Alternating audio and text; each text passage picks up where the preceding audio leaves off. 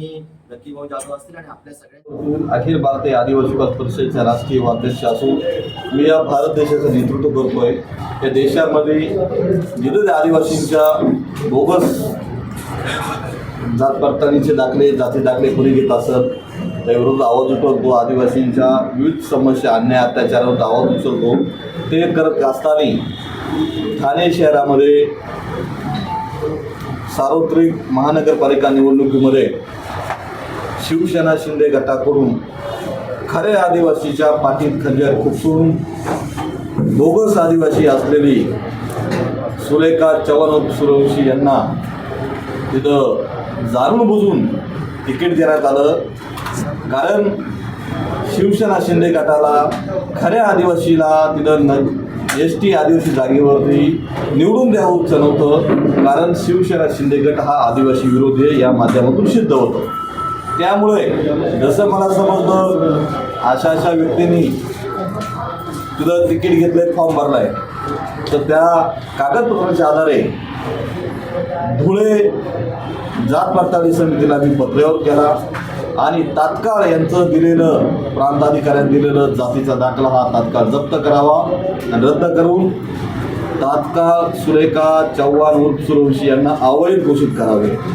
तर मी खरंच जात वैधता आदिवासी जात वैधता प्रमाणपत्र समितीचे आभार मानतो का त्यांनी खऱ्या आदिवासीला न्याय देऊन बोगसांना धडा शिकवला आणि ज्यांना आदिवासीचं सर्टिफिकेट पाहिजे, ज्यांना आदिवासींचं आरक्षण पाहिजे, त्यांनी हे स्वप्न कधी पाहू नये। परंतु यापूर्वी देखील ठाणे महानगरपालिकेमध्ये जे आहेत अवैध जात प्रमाणपत्र आढळलं होतं, परंतु त्यांच्यावर पुढे कारवाई जी आहे ती अजूनही अद्याप झालेली आहे, अजूनही ते सभागृहामध्ये कायम आहे। तुम्ही काय नेमकं पाठपुरावा करणार आहात? कोण मुंब्रामध्ये काही नगरसेवक आहेत, त्यांचं काय झालंय इथं सत्तेचा दुरुपयोग, गोरगरीब आदिवासी आवाज उचलायला गेला तर त्याचा गरडा दाबायचं काम हे गुंड लोक करतात त्यांच्या पक्षाचे। आणि आदिवासी माणूस हा तुम्हाला माहिती आहे लाजरा बुजरा आहे, गरीब माणूस आहे। या ठाण्याचे दैवत, या महाराष्ट्राचे दैवत धर्मवीर आनंद दिघे साहेबांनी खऱ्या अर्थाने आदिवासींना न्याय देण्याचं काम केलेलं आहे। आदिवासीच्या जमिनी जर ठाणे जिल्ह्यामध्ये जेव्हा टिकल्या, आदिवासी जमीनचं संरक्षण जर झालं आदरणीय धर्मवीर आनंद दिघे साहेबांमुळे झालं आणि त्यामुळे आदिवासींना दिघे साहेबांचा खूप मोठा आधार होता। परंतु त्यांचा निधनानंतर आदिवासी हा वाऱ्यावरती राहिला, परंतु केदार दिघे साहेबांच्या माध्यमातून त्या आदिवासींना एक आधार मिळाला। खरंच मी केदार दिघे साहेबांचा राष्ट्रीय युवा अध्यक्ष श्री लकीभाऊ जाधव यांनी पाठपुरावा करून आणि प्रशासनाने शहानिशा करून धुळेवरनं ज्या तिथनं प्रमाणपत्र निघतात तिथनं त्यांनी सांगितलेलं आहे की हे अवैध आहे। याच्यावरनं हे दिसून येतं की प्रशासनाला देखील डोळ्यावरती पट्टी बांधून स्थानिक पातळीवरती हम करो सो कायदा आणि आदिवासींना गृहीत धरण्याचं काम ह्या इथल्या सत्ताधाऱ्यांनी केलेलं आहे। आणि त्यानिमित्ताने त्यांनी अवैध असलेलं प्रमाणपत्र खोट्या पद्धतीने दाखवून ही निवडणूक बिनविरोध करण्याचा प्रयत्न केला। 6 महिने जरी उलटले असले तरी कुठेतरी आपण म्हणतो तसं की सत्य हे परेशान होऊ शकतं आहे, पराजित नाही। आणि त्याचाच एक चांगला अनुभव आपल्याला आत्ता आलेला आहे की ह्या गव्हर्नमेंट इन्स्टिट्यूशन्समधनं ह्या इथल्या आयुक्तांना आणि निवडणूक अधिकाऱ्यांना असं पत्र देण्यात आलेलं आहे।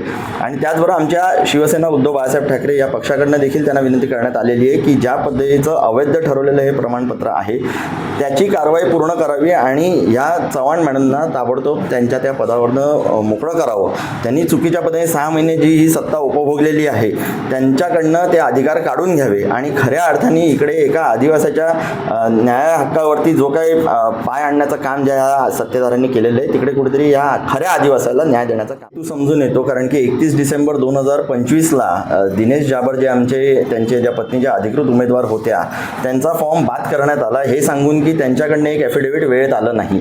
आम्ही उभ्या रात्र म्हणजे 31 डिसेंबर रात्री 10 वाजल्यापासून घेऊन पहाटे 5 वाजेपर्यंत आम्ही त्यांच्यावर हीच लढत देत होतो आणि त्याच्यावरती संघर्ष करत होतो की ते वेळेत आलेलं आहे। आणि ही सगळी चर्चा होत असताना 3-3:30च्या दरम्यान पहाटे पहाटे त्यांचाच एक क्लर्क लपत ते ॲफिडेव्हिट आतमध्ये घेऊन येतो आणि त्यावेळेला जे आत्ता ज्या चव्हाण ज्या बिनविरोध जिंकून आल्या जे दाखवलं गेलं त्यांचेच कार्यकर्ते तिकडे गोंधळ घालतात, आम्हाला सगळ्यांना बाहेर काढलं जातं आणि मग डिक्लेअर केलं जातं की जाबर यांचा फॉर्म हा बाद केला गेलेला आहे. हे सगळं ऑन कॅमेरा असल्या कारणाने तिथल्या ज्या सत्यशीला शिंदे म्हणून ज्या आरो होत्या त्यांच्यावरती सस्पेन्शनचं काम पहिली गोष्ट म्हणजे या प्रशासनाने केलं पाहिजे. आणि दुसरी गोष्ट म्हणजे हे सगळं मुद्दामून चाललेलं आहे. मला लकीभाऊ जाधव यांची चर्चा केल्यावरती हे खूप ठामपणे आमचं म्हणणं असं आहे की आदिवासींच्या जमिनी लाटल्यानंतर आदिवासी न्याय मागायला कुठे जाणार, तर तो आपल्या माणसाकडे जाईल आणि मग आपला माणूस जर का सत्तेतच नसेल तर मग ह्यांचे पाय धरायला जाणार आणि मग त्याला न्याय मिळणार नाही, त्याला धातूर काहीतरी उत्तर देऊन त्याला बाजूला टाकलं जाणार. अशीच फसवाफसवी नुसते ठाणे शहरामध्ये नाही तर उभ्या जिल्हा आणि पूर्ण महाराष्ट्रभर चाललेलं आहे. आणि हे कुठेतरी थांबवायचं असेल तर आदिवासी नुसते एकटे नाही आहेत, तर त्यांच्यावर शिवसेना उद्धव बाळासाहेब ठाकरे हा पक्ष देखील आहे. न्याय जर का मिळाला नाही त्वरित